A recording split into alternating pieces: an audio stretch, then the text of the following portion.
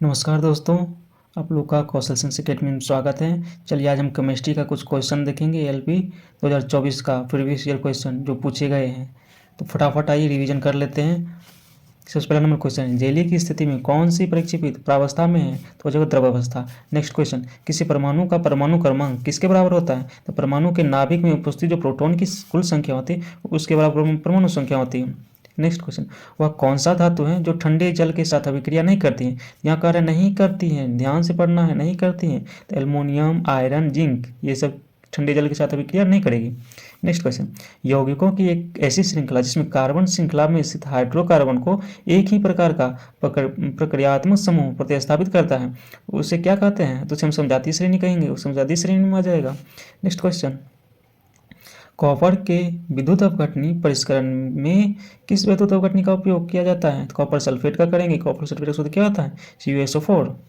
Next question, Thompson के परमाणु model में पाए जाने वाले अपरमाणविक कणों को दर्शाता है, कौन दर्शाता है? तो अपरमाणविक कणों को सिर्फ इलेक्ट्रॉन दर्शाएगा, तो इसलिए केवल इलेक्ट्रॉन हो जाएगा। नेक्स्ट क्वेश्चन, जल में तेल का घुलना कौन सा मिश्रण है? तो ये विषमांगी मिश्रण हो जाएगा। जल के साथ कभी तेल घुलेगा नहीं, घुलेगा, इसलिए विषमांगी मिश्रण हो जाएगा। यही बोल देगा समांगी मिश्रण में कौन आ जाएगा? तो जल चीनी आ जाएगा, जल के साथ नमक आ जाएगा, ये सब समांगी मिश्रण हो जाता है। ठीक, नेक्स्ट क्वेश्चन देखते हैं। शुष्क बुझा हुआ चूना पर क्लोरीन की क्रिया से किसका निर्माण होता है? जब शुष्क बुझा हुआ चूना के साथ क्लोरीन की क्रिया करवाएंगे तो हमें वृंजक चूर्ण प्राप्त होता है, जिसको हम कैल्शियम ऑक्सीक्लोराइड कहते हैं।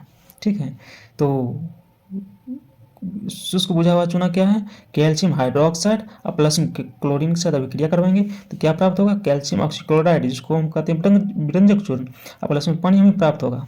ठीक, अब नेक्स्ट क्वेश्चन देखते हैं। नेक्स्ट क्वेश्चन है, एल्कीन का सामान्य सूत्र क्या होगा? तो एल्कीन का सामान्य सूत्र हो जाता है CnH2n।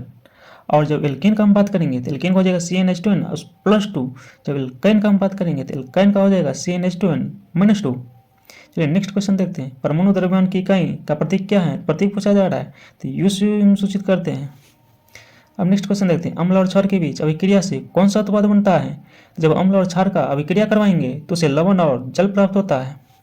नेक्स्ट क्वेश्चन देखते हैं, अपने सभी अपरूपों में कार्बन और ऑक्सीजन के दहन करके क्या प्राप्त होता है? मतलब जब कार्बन और ऑक्सीजन प्राप्त होता है तो क्या हमें मिलने वाला है? तो हमको कार्बन डाइऑक्साइड प्राप्त होता है। ठीक, किस शब्द का प्रयोग अयस्कों में उपस्थित मिट्टी और रेती जैसी अशुद्धियों के लिए किया जाता है?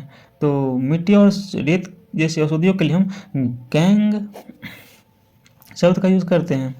किस प्रकार की अभिक्रिया में अभिकारकों के बीच आयनों का आदान प्रदान होता है? तो हो जाएगा द्विविस्थापन अभिक्रिया।